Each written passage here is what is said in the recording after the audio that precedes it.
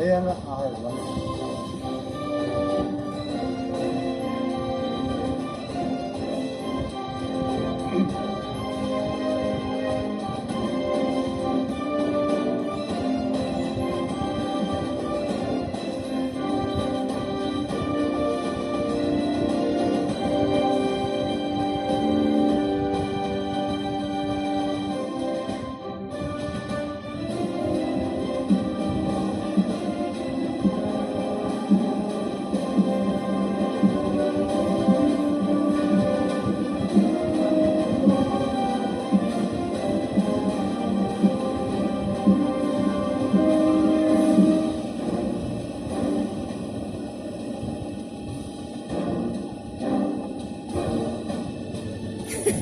Mix it talaga.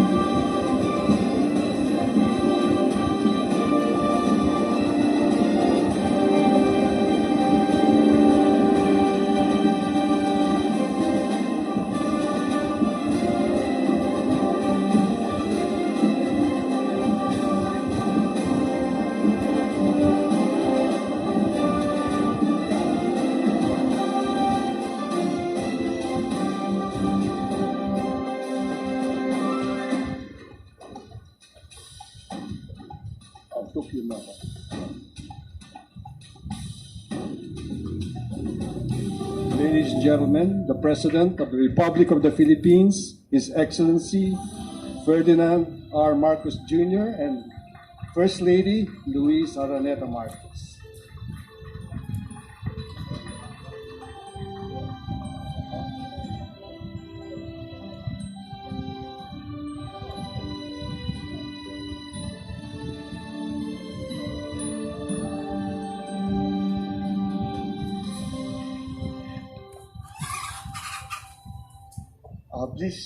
Please take your seats. I will just make a short statement about the trip that I just came back from. But I'd like first to greet, pinuyat ko lahat ng ating mga kasama sa gobyerno. Andito si Vice President Inday Sara Duterte, and I'm going to put somebody on the spot here.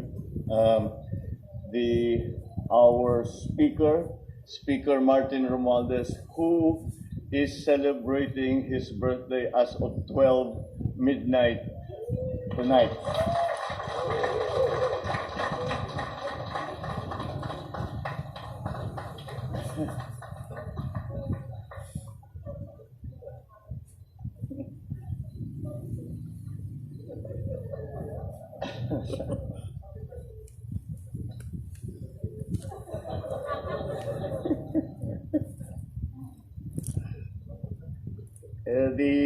The members of the cabinet who are here, this is, well, you see Secretary Ricky's looking a little tired. He's been working terribly hard. Wala nang tulugan. The members of the cabinet who are here, well, of course, Pasay District Representative Antonino Calixto and Mayor Imelda Calixto Rubiano. I saw. Okay, all right. Armed Forces of the Philippines Chief of Staff, Lieutenant General Bartolome Bacaro, the Philippine National Chief General Rodolfo Azurin Jr., fellow workers in government, ladies and gentlemen, good morning. I am pleased to report that my visit to Cambodia for the 40th and 41st ASEAN Summit was successful. Just tonight, before we left Phnom Penh, we met with the members of the Filipino community in Cambodia as the last event of the visit there. I was honored to meet them, and I thank them for their efforts and contribution to our nation's progress and development, as well as that of Cambodia's, because they have been lauded by even the Prime Minister Hun Sen as part of the reconstruction of Cambodia. The Filipinos played a very large part. Of course, I updated them on what is happening in the country right now, the programs, the policies of our administration. And before that, I participated in the 40th and 41st ASEAN summits and the related summits.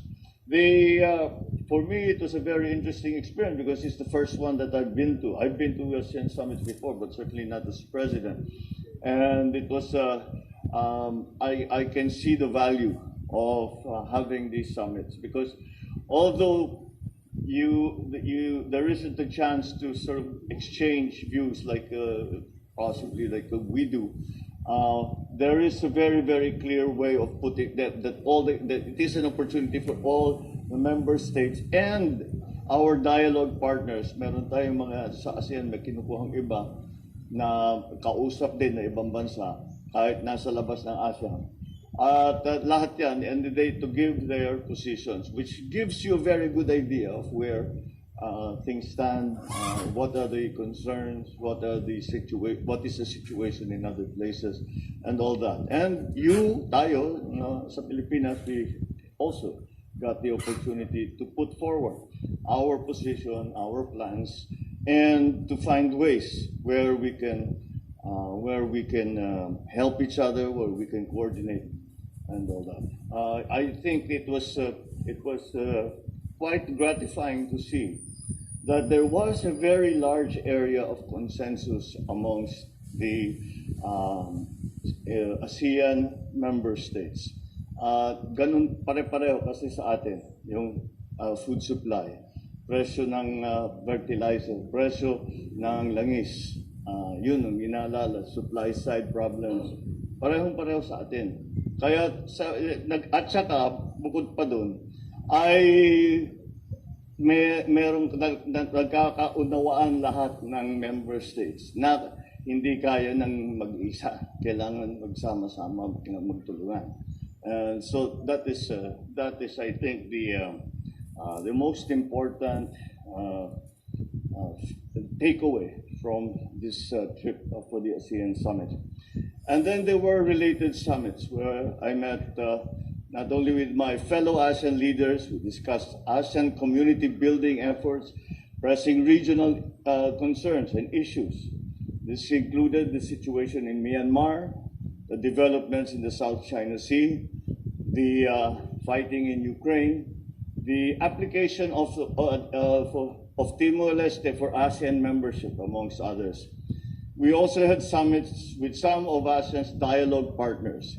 The dialogue partners are ASEAN's partners who do not necessarily belong to Southeast Asia or even Asia, but we consult with them, like the United States, like Australia, like New Zealand, Canada even. So that these are who the dialogue partners are. And we had special sessions just for them. And we reviewed the progress of our relations so far and the initiatives and projects under ASEAN-led mechanisms. There was an exploration of possible new areas of cooperation with our dialogue partners. We exchanged views, regional and international issues. We participated in a global dialogue, which happened this morning, with regional international organizations and discussed collaborative efforts on a comprehensive post-COVID-19 economic recovery. Andun yung IMF, Klaus Schwab was there, the Chinese professor who gave us a briefing on food supply. So it was really very, very instructive. And I'm happy to say that when I went up and spoke to these international, the World Bank was there, and I spoke to them, and it would seem that we thought in the same way that this is the direction that needs to be trod, because that's the way that will bring us to a better economical condition. So And so in all these meetings, I articulated our national interest and our commitment to working with ASEAN, our dialogue partners, to find common ground to address the issues affecting our region and to strengthen cooperation. I had bilateral discussions with Cambodian Prime Minister Hun Sen. I congratulated him on Cambodia's successful chairmanship of ASEAN this year. I also had bilateral meetings with His Majesty the Sultan of Brunei, the President of the Republic of Korea, the Prime Minister of Vietnam, and earlier today, the Prime Minister of Canada. In these meetings, we discussed how we can deepen the cooperation in key areas, and we exchanged views on important regional and global issues once again. We also had a roundtable discussion. That was the first event organized by the Department of Trade and Industry, and we are nurturing relationships. We talked about all kinds of subjects with these business leaders. They can open doors for our SMEs so that they can participate. Even SMEs can participate in the foreign market. I invited the business leaders to visit and have a look at what the opportunities that they might find in the Philippines arising from the process of transforming the economy, given that it seems our direction for post-pandemic recovery is bearing fruit. Now I jinxed it, I don't know. Our discussions touched on collaboration on specific sectors such as food processing, energy, housing, medical care, the manufacture of garments, bags, education, training.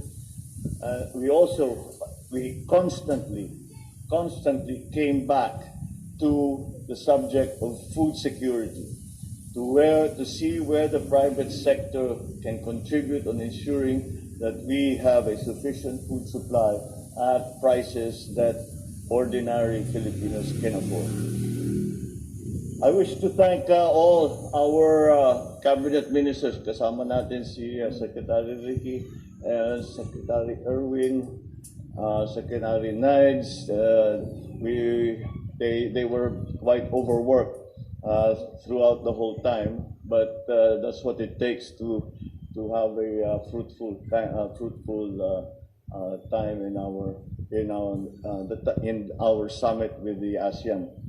Our secretaries were ably represented their respective sectors during the summits, and the Philippine Embassy in Phnom Penh, I'd like to thank them as well for all the work that they put in to lay the groundwork and to support us while we were there. I thank also the Cambodian government because they extended a very warm welcome and exhibited some very fine hospitality to the Philippine delegation. We look forward now to working with Indonesia as they are the incoming chair of ASEAN next year. Maraming salamat po, magandang gabi po sa inyong lahat, at mabuhay po ang Pilipinas.